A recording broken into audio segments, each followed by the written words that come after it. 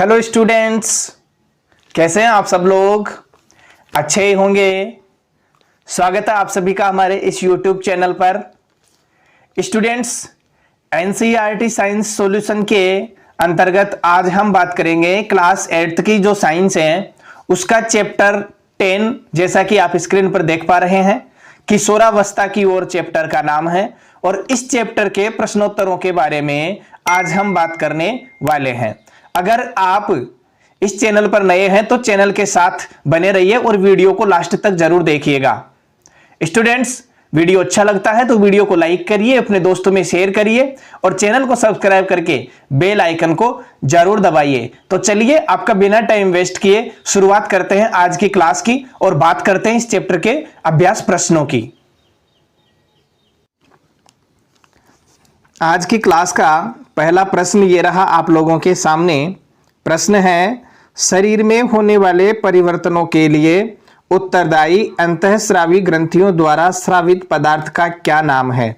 यानी हमारे शरीर में जो परिवर्तन होते हैं, यहाँ पर बात कर रहे हैं गौण लैंगिक लक्षण जो होते हैं, लैंगिक लक्षण जो होते हैं उनकी बात कर रहा है, जो किशोरावस्था के अंतर्गत दिखाई देते हैं। तो शरीर में जो परिवर्तन होते हैं उनके परिवर्तनों के लिए उत्तरदायी अंतःस्रावी ग्रंथियों द्वारा जो पदार्थ स्रावित होते हैं उनको हम क्या कहते हैं, ये हमको बताना है। तो ध्यान दीजिए, शरीर में होने वाले परिवर्तनों के लिए उत्तरदायी अंतःस्रावी ग्रंथियों द्वारा जो पदार्थ स्रावित किए जाते हैं उनको हम कहते हैं हार्मोन। ओके, चलिए बात करते हैं दूसरे क्वेश्चन की। दूसरा क्वेश्चन ये रहा आप लोगों के सामने, किशोरावस्था को परिभाषित कीजिए। किशोरावस्था को परिभाषित करना है, किशोरावस्था की परिभाषा हमको इसके अंतर्गत लिखनी है।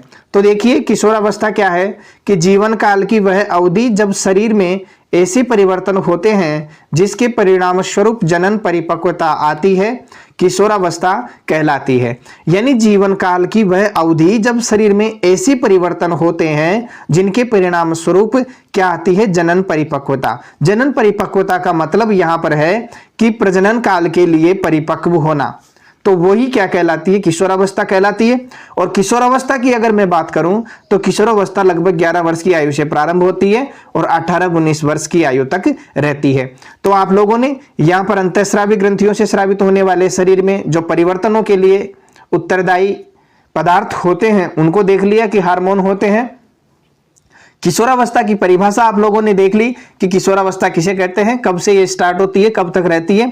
11 वर्ष से स्टार्ट होती है, 18-19 वर्ष तक रहती है। बात करते हैं तीसरे प्रश्न की। तीसरा प्रश्न ये रहा आप लोगों के सामने। प्रश्न है, ऋतुस्राव क्या है, वर्णन कीजिए। ऋतुस्राव क्या होता है इसके बारे में हमको बताना है।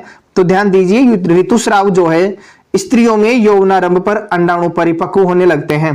स्त्रियों में जब यौवनारंभ आती है, किशोरावस्था आती है, यौवनारंभ प्रारंभ होता है तो अंडाणु क्या होते हैं, परिपक्व होते हैं। और अंडाशय में एक अंडाणु परिपक्व होता है तथा लगभग 28 से 30 दिनों के अंतराल पर किसी एक अंडाशय द्वारा निर्मोचित होता है।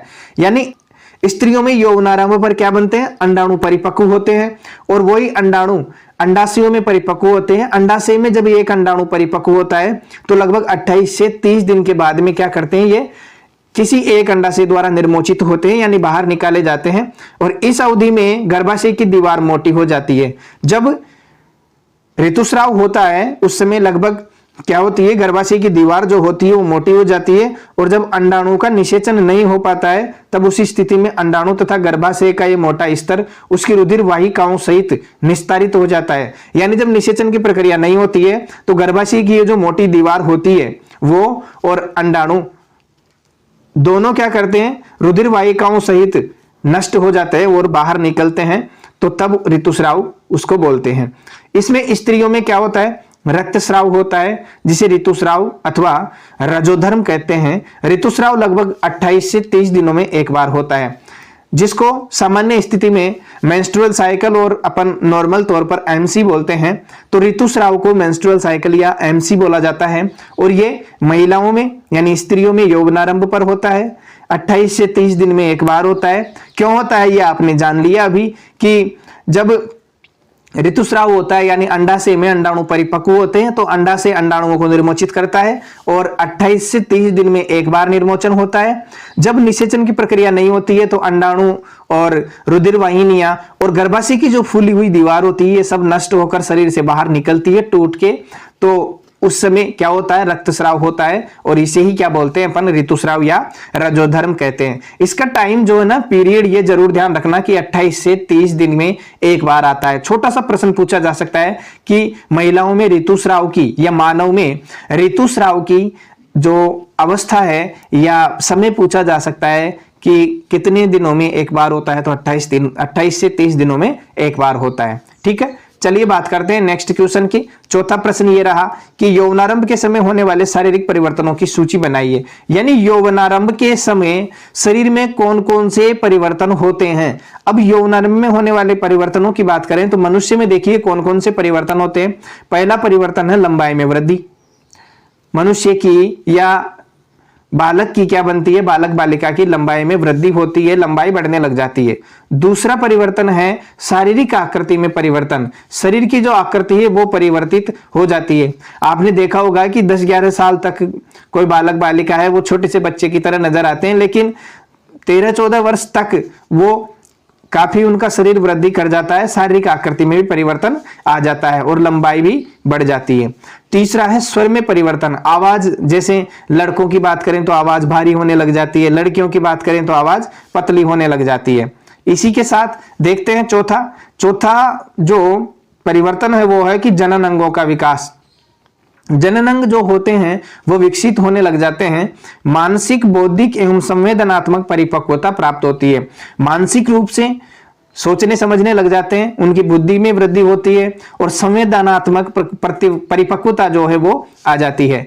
लास्ट देखते हैं कि शरीर के विभिन्न भागों में बालों का उगना, शरीर के विभिन्न भागों में बाल उगना प्रारंभ हो जाते हैं। जैसे बात करें अपन कांख की और गुप्तांगों की, तो वहां पर विभिन्न भागों पर बाल उगना प्रारंभ हो जाते हैं। तो ये परिवर्तन होते हैं यौवनारंभ के समय। तो ध्यान दीजिए कितने परिवर्तनों के बारे में हमने बात की, 6 परिवर्तनों के में। पहला लंबाई में वृद्धि, शारीरिक आकृति में परिवर्तन, स्वर में परिवर्तन, जनन अंगों का विकास, मानसिक, बौद्धिक, संवेदनात्मक परिपक्वता और शरीर के विभिन्न भागों में बालों का उगना। ये 6 बातें आप लोगों को ध्यान रखनी है कि यौवनारंभ के समय कौन कौन से परिवर्तन होते हैं। छोटा सा प्रश्न है लेकिन बहुत अच्छा प्रश्न आप लोगों से पूछा जा सकता है।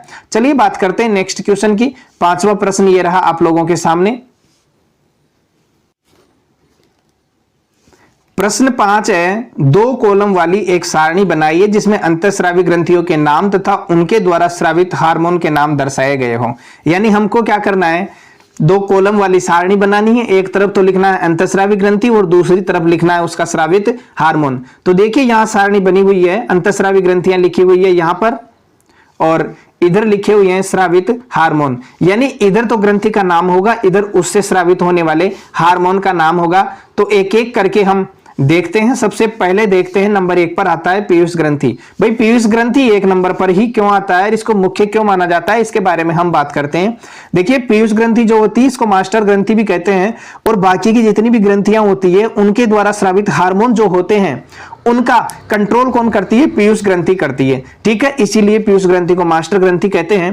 पीयूष ग्रंथि से जो स्रावित हार्मोन है थायरोट्रोपिक हार्मोन स्रावित होता है जिसको वृद्धि हार्मोन कहते हैं और ह्यूमन ग्रोथ हार्मोन HGH भी इसको बोलते हैं। देखो थायरोट्रोपिक हार्मोन जिसको TTH लिखा हुआ है, शॉर्ट में पूछा जा सकता है छोटा सा प्रश्न, TTH किस ग्रंथि से स्रावित हार्मोन है। तो आप लोगों को यहां से अगर पढ़ोगे ढंग से तो आपको पता चल जाएगा तुरंत कि कौन सी ग्रंथि है, पीयूष ग्रंथि से स्रावित होता है। ठीक है, बात करते हैं दूसरी ग्रंथि के बारे में। दूसरी ग्रंथि है हमारी थायराइड ग्रंथि। थायराइड ग्रंथि जो होती है थायरोक्सिन हार्मोन स्रावित करती है और ध्यान देना थायराइड ग्रंथि हमारी क्या पाई जाती है, गले में पाई जाती है। अगली आती है अधिवृक्क ग्रंथि जिसको एड्रिनल ग्रंथि भी कहते हैं और इससे एड्रिनलिन हार्मोन स्रावित किया जाता है। इसके बाद में आती है बात अग्नाशय की। अग्नाशय जो होता है उससे इंसुलिन हार्मोन स्रावित होता है और आप लोगों को पता होगा कि शरीर में जब इंसुलिन हार्मोन की कमी हो जाती है तो डायबिटीज यानी मधुमेह नामक रोग हो जाता है और मधुमेह नामक जब रोग होता है तो उसके ट्रीटमेंट के लिए मधुमेह नामक रोग के ट्रीटमेंट के लिए इंसुलिन हार्मोन के क्या क्या दिए जाते हैं, इंजेक्शन दिए जाते हैं या टेबलेट्स वगैरह दिए जाते हैं। तो ध्यान दीजिए, बहुत अच्छा हार्मोन है इंसुलिन हार्मोन, यहां से प्रश्न पूछने की काफी संभावना रहती है। और किशोरावस्था में परिवर्तन जब होते हैं तो उनके लिए कौन से लैंगिक हार्मोन उत्तरदायी होते हैं, उसके बारे में आगे बात आ रही है कि अगला है वर्षण। वर्षण टेस्टोस्टेरोन हार्मोन स्रावित करता है। बात करें वर्षण किसमें पाया जाता है, तो ध्यान दीजिए वर्षण मनुष्य में, नर में पाया जाता है वर्षण में। और आगे आ रहा है इसमें अंडा से, तो ये कहां पाया जाता है, अंडा से मादा में पाया जाता है। ये जरूर ध्यान रखिएगा आप लोग। तो वृषण से टेस्टोस्टेरोन हार्मोन स्रावित होता है और अंडाशय से एस्ट्रोजन हार्मोन स्रावित होता है। तो देखिए यहां पर सारे जो 6 ग्रंथियां मैंने बता दी आप लोगों को, अंतःस्रावी ग्रंथियां जो है हमारे शरीर में 6 प्रकार की, उन सब के नाम आप लोगों ने देख लिए। और इधर राइट साइड में इनसे स्रावित होने वाले हार्मोन भी आप लोगों ने देख लिए। एक बार फिर से मैं इसको स्पीड से बोल देता हूं। पीयूष ग्रंथि थायरोट्रोपिक या वृद्धि हार्मोन, थायराइड ग्रंथि थायरोक्सिन, अधिवृक्क या एड्रिनल ग्रंथि एड्रिनलिन हार्मोन, अग्नाशय इंसुलिन, वृषण टेस्टोस्टेरोन, अंडाशय और एस्ट्रोजन। अब आप भी इसको वीडियो को पॉज करके इनको नोट कर लीजिए और अच्छी तरह याद कर लीजिए। ठीक है, चलते हैं नेक्स्ट क्वेश्चन की तरफ। छठा प्रश्न ये रहा आप लोगों के सामने। देखिए छठा प्रश्न है, लिंग हार्मोन क्या है, उनका नामकरण इस प्रकार क्यों किया गया और उनके प्रकार ये भी बताइए। क्या कार्य उनके हैं वो भी हमको बताने हैं। सबसे पहले बात करते हैं लिंग हार्मोन के बारे में कि लिंग हार्मोन है क्या। तो वे हार्मोन जो गौण लैंगिक लक्षणों के लिए उत्तरदायी हैं लिंग हार्मोन कहलाते हैं। उदाहरण की बात करें तो एस्ट्रोजन और टेस्टोस्टेरोन, क्योंकि ये हार्मोन जननांगों द्वारा स्रावित होते हैं और लैंगिक लक्षणों के लिए उत्तरदायी होते हैं, इसलिए इन्हें लिंग हार्मोन कहा जाता है। इनके कार्य की अगर अपन बात करें तो कार्य देखिए, एस्ट्रोजन हार्मोन जो होता है महिलाओं में स्रावित होता है और अंडाशय में जो अंडाणु होता है उसका निर्माण करता है, परिपक्व करता है। और टेस्टोस्टेरोन की बात करें तो ये नर में होता है, वृषण नर में पाए जाते हैं और ये शुक्राणु के परिपक्व होने को नियंत्रित करता है। यानी शुक्राणु के परिपक्व होने की स्थिति जो है वो कौन से हार्मोन पर डिपेंड करती है, टेस्टोस्टेरोन हार्मोन पर। अंडाशय में अंडाणु निर्मित होते हैं तो उनके परिपक्व होने की स्थिति या उनकी परिपक्वता जो है एस्ट्रोजन हार्मोन पर निर्भर करती है। कौन से हार्मोन पर निर्भर करती है, एस्ट्रोजन हार्मोन पर निर्भर करती है। तो ध्यान दीजिए, एस्ट्रोजन हार्मोन महिलाओं में अंडाणु के निर्माण के लिए और टेस्टोस्टेरोन हार्मोन वृषण पुरुषों में शुक्राणु के परिपक्वन के लिए उत्तरदायी होते हैं। आपको समझ में आ गया होगा लिंग हार्मोन इनको कहते हैं। क्यों कहते हैं, क्योंकि ये गौण लैंगिक लक्षणों को उत्तरदायी होते हैं लक्षणों के लिए। ठीक है, बात करते हैं नेक्स्ट क्वेश्चन की। 7वां क्वेश्चन ये रहा आप लोगों के सामने। प्रश्न है सही विकल्प का चयन करना है, यानी ऑब्जेक्टिव टाइप क्वेश्चन ही मान लो इनको, और इनमें से सही आंसर हमको चुनना है, उसका चयन करना है। कहे देखो कि किशोर को सचेत रहना चाहिए कि वे क्या खा रहे हैं। क्यों भाई, इसलिए क्यों सचेत रहना चाहिए किशोरों को कि उचित भोजन से उनके मस्तिष्क का विकास होता है। देखते हैं, शरीर में तीव्र गति से होने वाली वृद्धि के लिए उचित आहार की आवश्यकता होती है। किशोर को हर समय भूख लगती रहती है या किशोर में स्वाद कलिकाएं यानी ग्रंथियां भली भांति विकसित होती है। यहां पर 4 ऑप्शन दिए हुए हैं और इनमें से एक चूज करना है। देखते हैं कौन सा सही होता है। तो यहां पर आप लोगों ने किशोरावस्था में सचेत रहना चाहिए कि वे क्या खा रहे हैं। किशोरों के लिए आप लोगों ने 4 ऑप्शन देखे और इनमें से सबसे सही की अगर मैं बात करूं तो सबसे सही ऑप्शन होता है ऑप्शन सेकंड कि शरीर में तीव्र गति से होने वाली वृद्धि के लिए उचित आहार की आवश्यकता होती है। कहते हैं ना कि बचपन में बच्चे को खूब खिलाना चाहिए, बाद में फिर जवानी और बुढ़ापे में बचपन का खाया हुआ ही काम देता है। तो किशोरावस्था में जो शरीर में तीव्र गति से वृद्धि होती है उसके लिए उचित आहार की आवश्यकता होती है। इस अवस्था में अगर मान लो बालक को उचित आहार मिल जाता है तो बालक की शारीरिक वृद्धि अच्छी होती है, अन्यथा फिर वो कुपोषण का शिकारी हो जाता है और बाद में उसका शरीर क्या हो जाता है, कमजोर हो जाता है। ठीक है, अब देखते हैं इसका दूसरा प्रश्न। दूसरा प्रश्न क्या कहता है, ख कि स्त्रियों में जनन आयु या जनन काल का प्रारंभ उस समय होता है जब उनके क्या होता है, ऑप्शन 1 ऋतुस्राव प्रारंभ होता है, सेकंड स्तन विकसित होना प्रारंभ करते हैं, तीसरा शारीरिक भार में वृद्धि होने लगती है और शरीर की लंबाई बढ़ती है। तो देखिए भाई, स्त्रियों में जनन काल का, हाँ किशोरों की बात मैं कर रहा हूं, लड़कों की, तो लड़कों के लिए लगभग सारे लक्षण एक साथ दिख जाते हैं, लेकिन स्त्रियों की अगर मैं बात करूं तो स्त्रियों में मुख्य लक्षण कौन सा होता है ये आप लोग बताएंगे, कमेंट करके आप जरूर बताइए इस ख वाले का उत्तर। अभी मैं बताऊंगा इसका। ऋतुस्राव प्रारंभ होता है, बिल्कुल। स्तन विकसित होना प्रारंभ होते हैं। शारीरिक भार में भी वृद्धि होती है, बिल्कुल होती है। और शरीर की लंबाई भी बढ़ती है। यानी यहां पर जो चारों ऑप्शन है वो बिल्कुल करेक्ट लग रहे हैं कि ऋतुस्राव प्रारंभ होता है। अभी अभी अपन ने पढ़ा था ऋतुस्राव, मेंस्ट्रुअल साइकिल या एमसी जो होती है वो स्टार्ट हो जाती है बालिकाओं में। स्तन का विकास होने लग जाता है, शरीर का भार बढ़ने लग जाता है, शरीर की लंबाई बढ़ जाती है। अब चारों ऑप्शन यहां पर तो सही है ना, लेकिन मुख्य जो हैं, अरे भाई ये सारे जो लक्षण हैं वो डिपेंड किस पर हैं, वो ऋतुस्राव पर ही तो डिपेंड है। तो सही आंसर हो जाएगा ऑप्शन फर्स्ट, ऋतुस्राव प्रारंभ होता है। ठीक है, इसी के साथ बात करते हैं नेक्स्ट ग की। प्रश्न ग ये रहा आप लोगों के सामने कि निम्न में से कौन सा आहार किशोर के लिए सर्वोचित होता है। भाई आहार तो सारे दिए हुए हैं यहाँ पे और सभी हैं, लेकिन सर्वोचित यानी सबसे ज्यादा उचित, सबसे ज्यादा अच्छा कौन सा है उसके बारे में ये बात कर रहा है।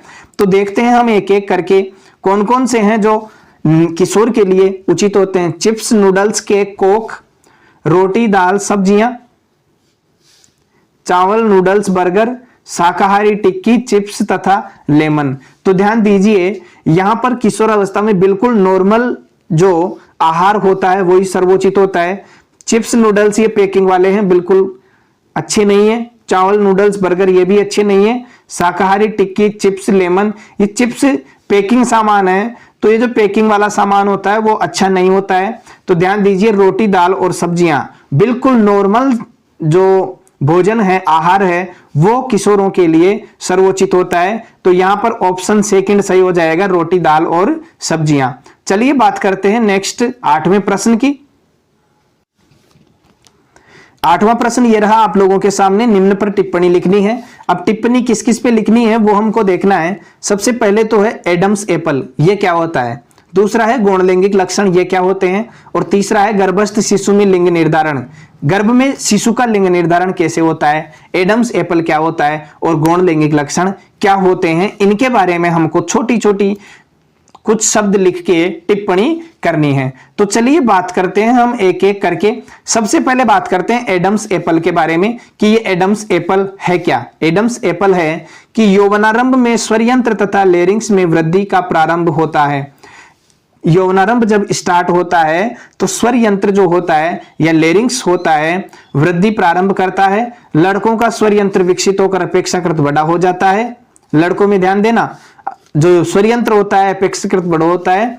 लड़कों में बढ़ता हुआ स्वर यंत्र गले के सामने की ओर सुस्पष्ट उभरे हुए भाग के रूप में दिखाई देता है, जिसे एडम्स एप्पल या कंठमणि कहते हैं। देखो आप लोगों ने देखा होगा कि किशोरावस्था जब आती है तो बच्चों में ये देखिए यहां पर ये जो स्वर यंत्र है ये वृद्धि करता है और बाहर दिखाई देने लग जाता है। अब बाहर दिखाई देता है, इसे ही हम क्या कहते हैं, एडम्स एप्पल या कंठमणि कहते हैं। तो पहले प्रश्न का उत्तर आप लोगों को मिल गया होगा। बात करते हैं गौण लैंगिक लक्षणों के बारे में। तो चलिए देखते हैं गौण लैंगिक लक्षणों को कि गौण लैंगिक लक्षण क्या है। देखिए युवावस्था में लड़कियों में स्तनों का विकास होने लगता है तथा लड़कों के चेहरे पर बाल उगने लगते हैं। अर्थात क्या आ जाती है, दाढ़ी मूंछ आने लग जाती है, दाढ़ी मूंछ आने लग जाती है। ये लक्षण क्योंकि लड़कियों को लड़कों से पहचानने में सहायता करते हैं, अतः इन्हें गौण लैंगिक लक्षण कहते हैं। जब ये लक्षण स्टार्ट होते हैं, देखो युवावस्था में लड़कियों में स्तनों का विकास होता है और लड़कों के चेहरे पर बाल उगते हैं यानी दाढ़ी मूंछ आ जाती है। और इन लक्षणों के आधार पर स्तनों का विकास और दाढ़ी मूंछ स्टार्ट होती है। इनके आधार पर हम पहचान कर लेते हैं कि ये लड़का है और ये लड़की है। ठीक है, तो ये क्या करते हैं, लड़के और लड़कियों की पहचान करने में सहायता करते हैं, इसीलिए इनको क्या कहते हैं, गौण लैंगिक लक्षण कहते हैं।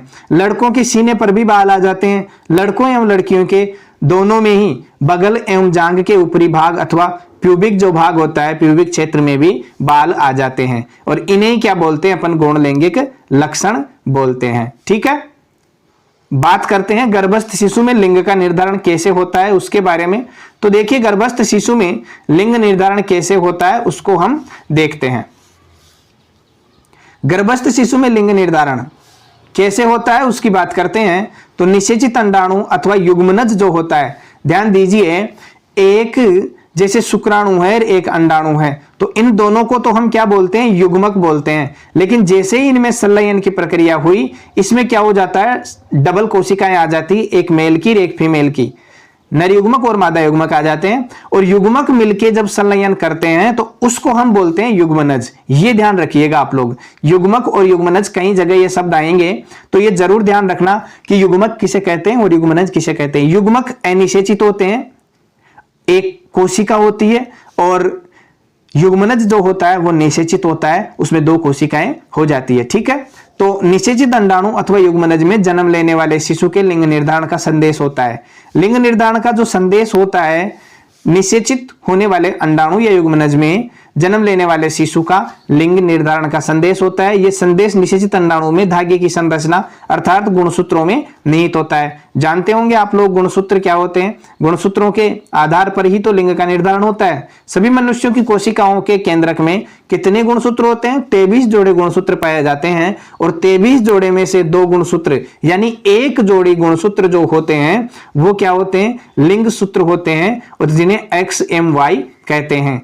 स्त्री में बात करें तो स्त्री में तो दोनों एक जोड़ी गुणसूत्र जो होते हैं, दोनों 2 X गुणसूत्र होते हैं, जबकि पुरुष में एक तो X होता है और दूसरा Y गुणसूत्र होता है। युग्मक यानी अंडाणु और शुक्राणु में गुणसूत्र का एक क्या होता है, जोड़ा होता है। अनिषेचित अंडाणु में सदा एक गुणसूत्र होता है। अनिषेचित अंडाणु जो होता है उसमें सदा हमेशा एक ही गुणसूत्र होता है, X गुणसूत्र, क्योंकि अभी हमने देखा कि मादा के शरीर में या मादा के गुणसूत्र में जो होते हैं, अनिषेचित अंडाणु में गुणसूत्र जो होते हैं दोनों कैसे होते हैं, एक जैसे होते हैं, जबकि नर के दोनों गुणसूत्र क्या होते हैं, अलग अलग होते हैं। मादा में दोनों X होते हैं, जबकि नर में एक X और एक Y होता है। तो यहां पर हमने देखा कि अनिषेचित अंडाणु में सदा एक गुणसूत्र होता है मादा में, और परंतु शुक्राणु 2 प्रकार के होते हैं, जिसमें एक प्रकार में X गुणसूत्र, दूसरे प्रकार में Y गुणसूत्र होता है। जब X गुणसूत्र वाला शुक्राणु अंडाणु को निषेचित करता है तो युग्मनज में 2 X गुणसूत्र होंगे तथा लड़की पैदा होगी, और यदि Y गुणसूत्र वाला शुक्राणु अंडाणु को निषेचित करता है तो शिशु क्या होगा, लड़का होगा। इसको मैं अभी आप लोगों को थोड़ा सा डायग्राम बना के, आरेख बना के समझा देता हूं। यहां पर ध्यान दीजिए कि जैसे मेल है, मैं लिख देता हूं, देखिए यहां मैं लिख रहा हूं जैसे मेल, M लिख दिया मैंने, और इधर लिख दिया फीमेल। तो ध्यान दीजिए, मेल में जो गुणसूत्र होते हैं एक तो होता है X और एक होता है Y। तो यहां पर आप लोगों को देखना है, मेल में जो गुणसूत्र होते हैं वो कैसे होते हैं, एक तो X होता है और एक Y होता है, जबकि फीमेल में दोनों ही गुणसूत्र कैसे होते हैं, X होते हैं। अब ध्यान दीजिए, जब इनमें संलयन होगा, निषेचन की प्रक्रिया होगी, तो जैसे ये X गुणसूत्र इस X गुणसूत्र के साथ कनेक्ट करेगा, ये X गुणसूत्र इस X गुणसूत्र के साथ भी संलयन करेगा, ये Y गुणसूत्र इस X गुणसूत्र के साथ भी संलयन करेगा, और ये Y गुणसूत्र इस X गुणसूत्र के साथ भी संलयन करेगा। अब देखिए, जब संलयन की प्रक्रिया इनमें होती है तो कौन कौन से जोड़े बनेंगे। जैसे देखिए, ये यहां पर लिखा हुआ है, ये इससे संलयन हो रहा है इसका, तो यहां पर क्या बनेगा, XX बनेगा। अब इसी का देखो, इस X के साथ हो रहा है, तो यहां पर भी क्या बनेगा, XX बनेगा। और यहां जो युग्मनज है Y युग्मक, Y गुणसूत्र जो है X गुणसूत्र के साथ, और यहां Y गुणसूत्र X गुणसूत्र के साथ, यानी यहां पर जो युग्म बनेगा वो बनेगा XY, और यहां पर भी क्या बनेगा, XY। तो ध्यान दीजिए, जब X और X गुणसूत्र मिलते हैं तो बनती है लड़की। ये जरूर ध्यान दीजिएगा आप लोग, और आपको पता होना चाहिए कि जब मेल और फीमेल दोनों के X गुणसूत्र मिलते हैं तो लड़की उत्पन्न होती है, यानी होने वाले शिशु जो है उस शिशु का लिंग क्या होगा, फीमेल होगा, लड़की होगी। यहां पे भी लड़की बनेगी। X और Y जब बनता है, यानी मेल फीमेल के X और Y गुणसूत्र संलयित होते वहां बनता है लड़का। अब ध्यान दीजिए, यहां पर लिंग निर्धारण के लिए कौन सा उपयोगी है, यानी लिंग का निर्धारण कौन सा गुणसूत्र कर रहा है, या आपसे छोटा सा प्रश्न पूछ लिया जाए कि लिंग निर्धारण के लिए महिला और पुरुष में से किसके गुणसूत्र जिम्मेदार होते हैं, तो ध्यान दीजिए इसमें भी x, इसमें भी x, ये x, ये x, तो यहां पर x x बन गया। लेकिन इनमें कोई लिंग का निर्धारण का जो मुख्य निर्धारक है वो है यहां पर y गुणसूत्र। और y गुणसूत्र में भी अगर आप लोगों को पूछ ले कि लड़के का निर्धारण कौन करता है, तो y गुणसूत्र करता है, और वो भी पुरुष का, ये जरूर ध्यान रखना।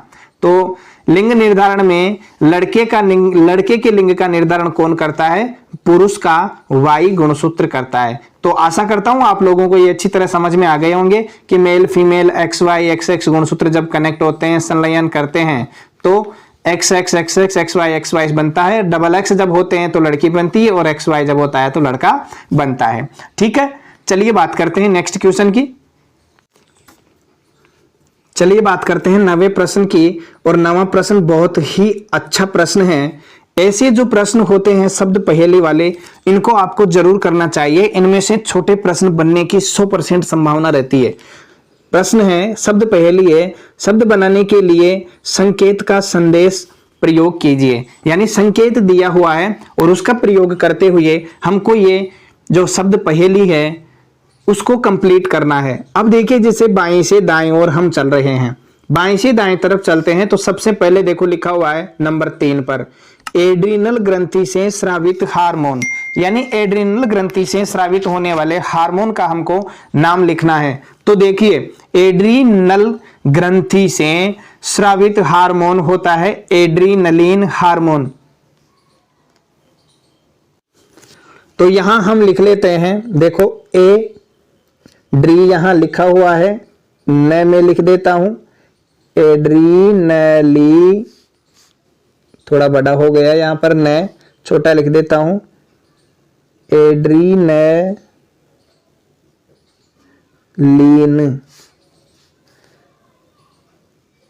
Adrenaline hormone. एड्रीनलिन हार्मोन जो होता है वो एड्रीनल ग्रंथि से स्रावित होता है। तो ये हो गया 3 नंबर का। बात करते हैं हम 4 नंबर पे कि मेंढक में लार्वा से वयस्क तक होने वाला परिवर्तन। 4 नंबर ये रहा। और यहां पर हमको लिखना है कि मेंढक में जब लार्वा से वयस्क तक परिवर्तन होता है तो वो प्रोसेस क्या कहलाती है, वो कहलाती है कायांतरण। तो हम यहां लिख देंगे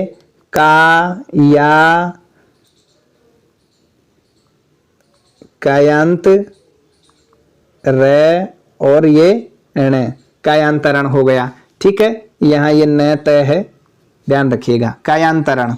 ओके, कायांतरण जो होता है मेंढक में लार्वा से वयस्क तक होने वाला परिवर्तन होता है।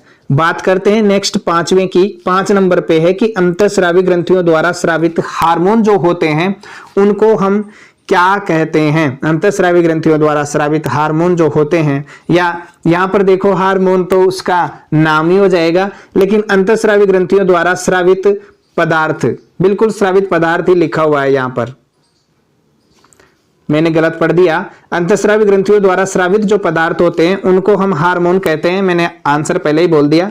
तो देखिए यहां हा लिखा हुआ है और हार्मोन हमको लिखना है। ठीक है,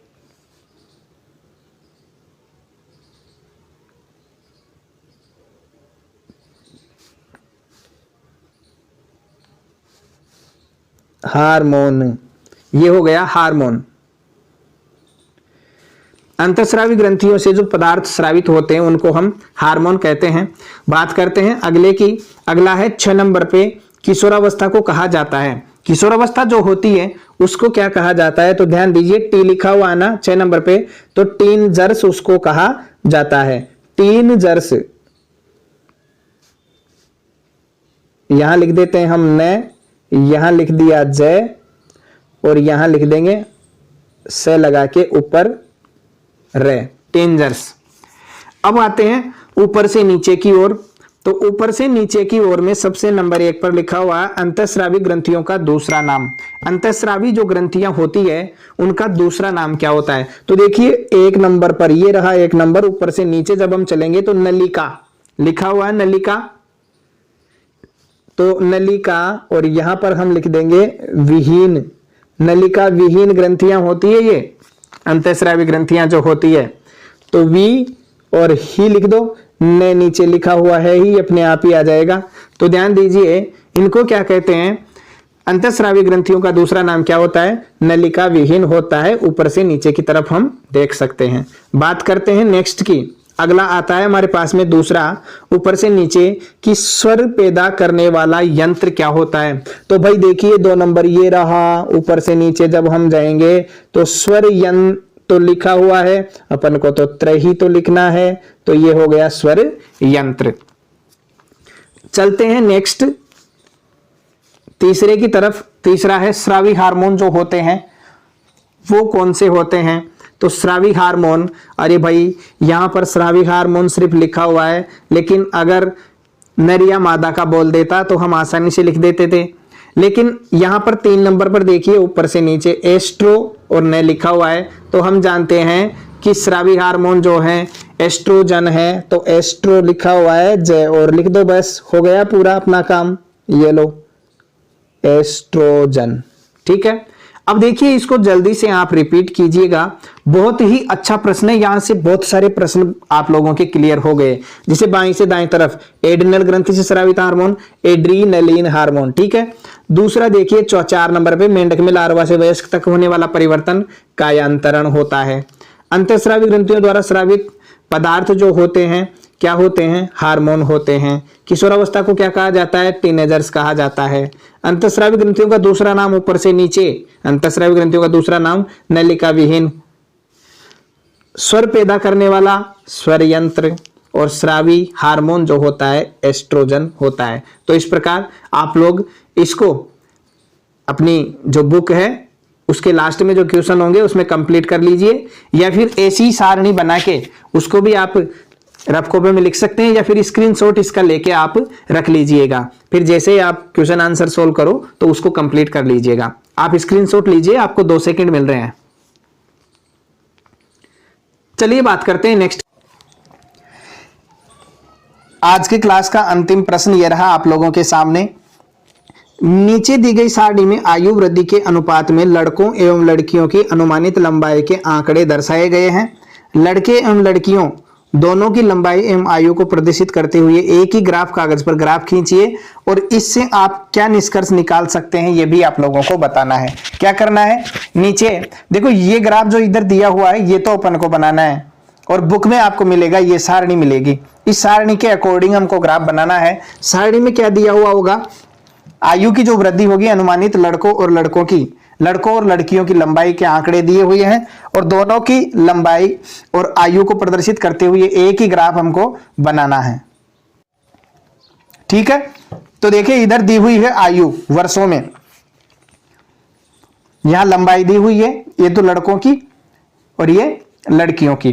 तो देखिए 0 आयु 53 सेंटीमीटर दोनों की लंबाई, 4 वर्ष 96 92, 8 वर्ष 114 और 110, 12 वर्ष 129 133, 16 वर्ष 150 150, 20 वर्ष 173 165। तो यहां पर आप लोगों ने एक चीज नोट की होगी कि 0 वर्ष की दोनों 53 बराबर हैं, 4 वर्ष की लड़के बड़े लड़कियां छोटी। तो यहां पर मैं थोड़ा सा आप लोगों को बता देता हूं कि कहां लड़के बड़े हैं कहां लड़कियां बड़ी हैं। पहले सारणी बना लेते हैं और फिर आप लोगों को मैं बता दूंगा, ठीक है।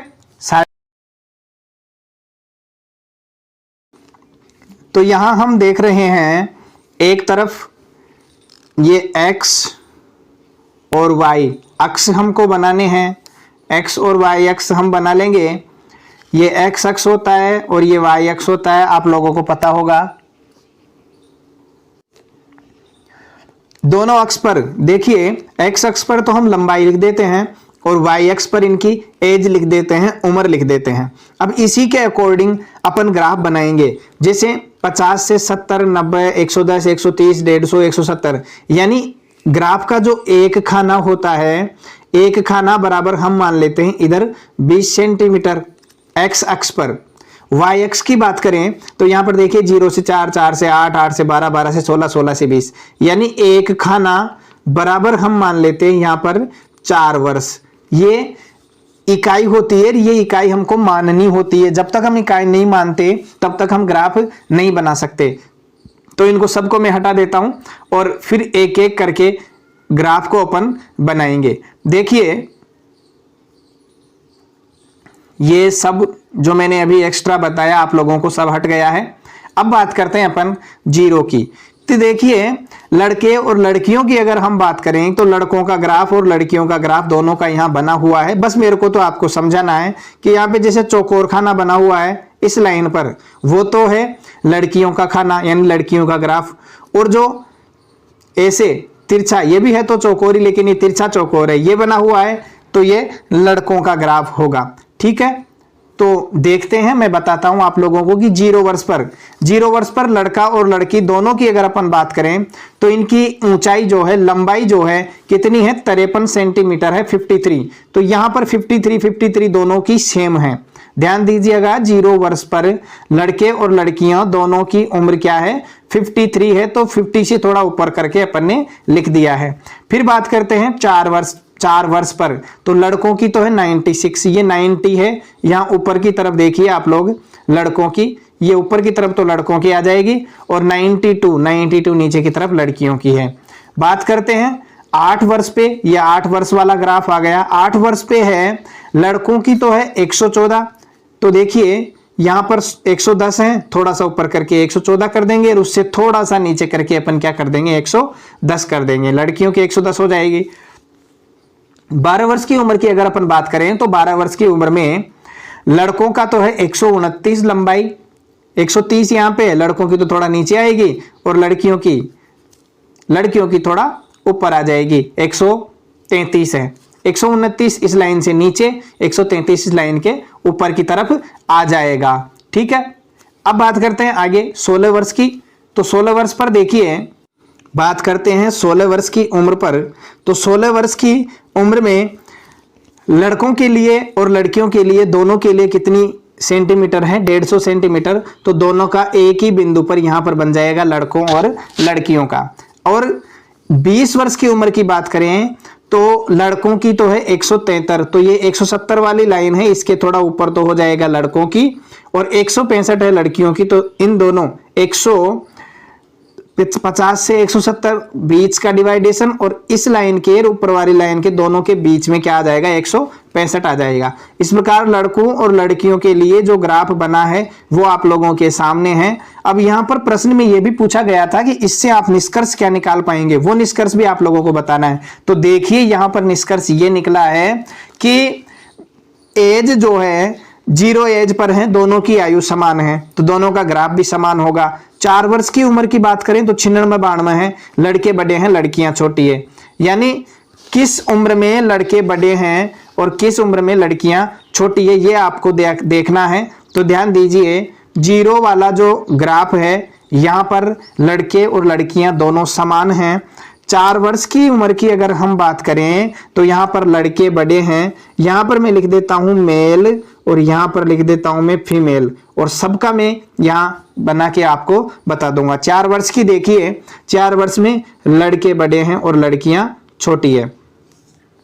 8 वर्ष की बात करें तो 8 वर्ष में भी लड़के बड़े हैं और लड़कियां छोटी है। 12 वर्ष की बात करें तो 12 वर्ष में लड़के बड़े हैं और लड़कियां छोटी है, सेम ही है। 16 वर्ष की बात करें, 12 वर्ष में क्या है, लड़के कम हैं और लड़कियां अधिक हैं, और 4 वर्ष में लड़के अधिक लड़कियां कम। और 16 वर्ष की बात करें तो 16 वर्ष में दोनों ही क्या हैं, मेल और फीमेल, यानी लड़के और लड़कियां दोनों बराबर हैं। 20 वर्ष की बात करें तो लड़के बड़े हैं और लड़कियां छोटी हैं। ठीक है, अब यहां पर हम देखते हैं कि निष्कर्ष क्या निकला है। निष्कर्ष यह निकला है कि 4, 8 और 12, स्क्रीन पर देखिए आप लोग, 4, 8 और 12, 12 नहीं 20, तो 4, 8 और 20 वर्ष की जो उम्र है इस ग्राफ में देखेंगे आप लोग, तो उसमें लड़की की लंबाई जो है वो लड़कों से कम है, 4, 8 और 20। अब बचा अपने पास में 12 और 16, तो ध्यान दीजिए 16 में तो दोनों की सेम है ही, 150 सेंटीमीटर है दोनों की, और 12 में 12 वर्ष की बात करें अपन तो लड़कों की उम्र कम है, लंबाई कम है और लड़कियों की लंबाई अधिक है। ये निष्कर्ष हमने निकाला है और ये निष्कर्ष निकला है। ठीक है, इसी के साथ आज की क्लास को हम यहीं समाप्त करते हैं। मिलते हैं नेक्स्ट क्लास में एक और चैप्टर के क्वेश्चन आंसर्स के साथ। तब तक के लिए सभी को धन्यवाद। घर पर रहिए, सुरक्षित रहिए और स्वस्थ रहिए। Thank you. For more updates, subscribe to our channel, click the show links and enjoy watching the videos.